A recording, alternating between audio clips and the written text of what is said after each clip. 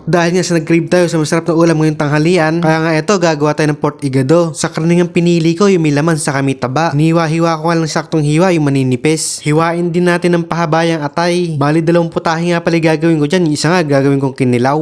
Ginaya ko na nga pala ng umaga kasi nga imamarinate pa natin siya para talagang tumalab yung lasa. Medyo nagpino nga pala ako dyan ng 1 puso ng bawang. Sa pagmamarinate niya hindi ko talaga tinitipid sa sangkap. Doon pa nga lang magkakaalamanan na. Bali pinigyan ko nga pala ng 10 pirasong kalamansi. Para sa akin saktong asim lang yan. Sa pagluluto nga tansyameter lang ginagamit ko. Nilagyan ko na rin ng pampalasa pamintang durog. Saka magic sarap. Taga Nueva Ecija makakarelate dito, made in Talavera. Lagyan na rin natin ng toyo para tumayo. Kamayin na natin yan insan, mekos-mekos lang natin. Pero syempre hindi natin pwedeng pagsamahin. Pinag-isang marinate ko lang. Syempre doon na tayo sa madali, alang napahirapan ko pa yung sarili ko. Takpan muna natin yan mga kaputik, bubuksan na nga lang natin mga 11:30. Para sa ating gagawing kinilaw na atay, uunahin ko na nga siya. Pakulo na ako ng tubig sa kawali, saka natin siya itatalbog. Medyo mekos-mekos lang natin yan, insan. Hintayin lang natin siyang mamuti. Pag natanggal yung pula-pula niyan, luto na yan. Ready na tayong maging aswang. Timplahan natin siya ng maraming sibuyas para may ngalot. Sa lasa, lagyan natin ng asin.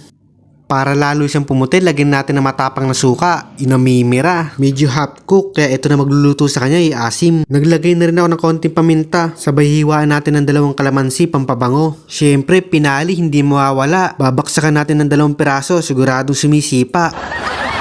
Migos-migos lang natin yan hanggang sa kumapit yung lasa. Ito, malapit na, naaamoy ko na. Isa sa favorite na recipe ko to. Kaya kung nanakam ka, syempre, gumawa ka na.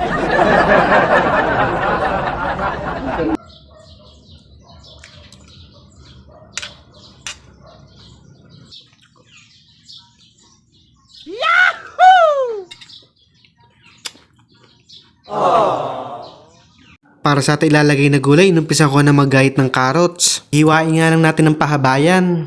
Ganun nga lang din yung patatas, pahaba din, saka yung sili na yan. Hindi ko alam kung anong tawag dyan. Isa nga sa nakaligtaan ko dito yung green peas. Dahil nga sa first time ko lulutuin, kaya hindi ko pa kabisado. Nung mapainitan na yung mantika sa kawali, una kong ilalagay ang gulay. Yung mainitan nga lang sa mantika yan, okay na yan. Nung tinignan ko yung oras, 11:28 na. Siyempre, magtatanghalian na. Kaya eto nga, dali ko na agad sinalang. Una ko na nalagay atay, pipirtuhin lang natin siya. Habang naglalagay nga ako na atay, talaga namang napakabango. Mekos-mekos lang natin yan, insan hanggang sa maluto. Pagkayari niya, magigisa na tayo. Sige nga, subukan mo.